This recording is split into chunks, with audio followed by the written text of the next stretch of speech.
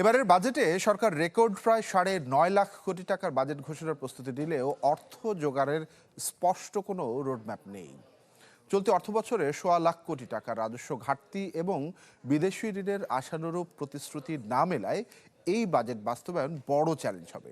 স্বয়ং অর্থ মন্ত্রণালয়ের পর্যবেক্ষণ বলছে, মূল্যস্ফীতি নিয়ন্ত্রণ এবং রাজস্ব আয়ের ব্যর্থতা সরকারকে ভোগাবে।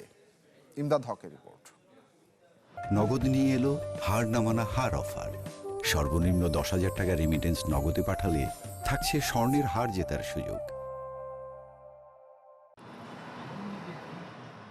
রেকর্ড প্রায় 2.5 লাখ কোটি টাকার ঘাটতি নিয়ে করা হচ্ছে এ যাবৎকালের মধ্যে সবচেয়ে বড় প্রায় 9.5 লাখ কোটি টাকার বাজেট, যা চলতি অর্থ বছরের বাজেটের তুলনায় প্রায় 19% বেশি, যেখানে গুরুত্ব পাচ্ছে সরকারের রাজনৈতিক প্রতিশ্রুতির অন্তর্ভুক্তি।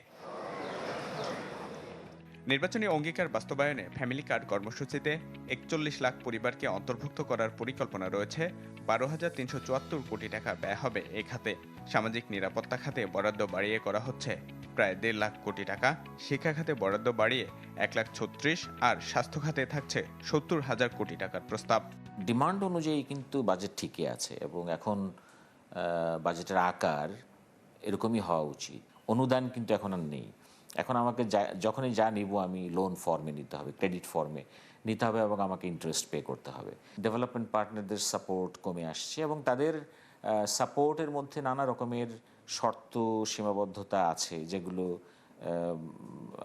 যত না আমাদের জন্য উপকারী, পাশাপাশি বা হিডেন অবস্থায় বা ইন দ্য লং রান আমাদের জন্য অনেক অপকারী এলিমেন্টও রেখে যাচ্ছে। তবে সব মিলিয়ে বাজেটের অর্থ যোগান ভাবাচ্ছে সরকারকে, যেখানে বাড়তি আরও 1.5 লাখ কোটি টাকার রাজস্ব আদায়ের লক্ষ্য এনবিআরের, যদিও এ খাতে চলতি অর্থ বছরেই রয়ে যাচ্ছে 1.25 লাখ কোটি টাকার ঘাটতির বোঝা।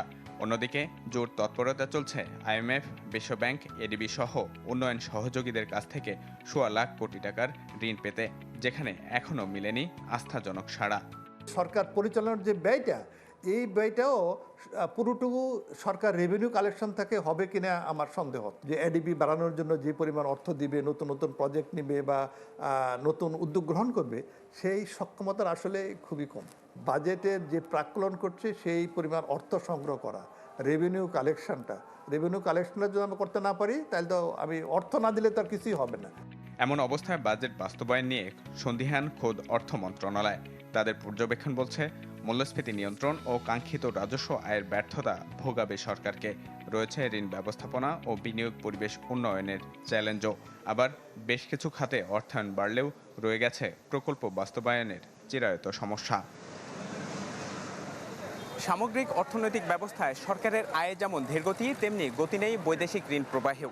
সে তুলনায় বাজেটের লক্ষ্য অনেকটাই উচ্চাভিলাষী, যা বাস্তবায়ন করা কঠিন হয়ে পড়বে নতুন সরকারের কাছে। ইমদাদ হক, চ্যানেল 24, ঢাকা।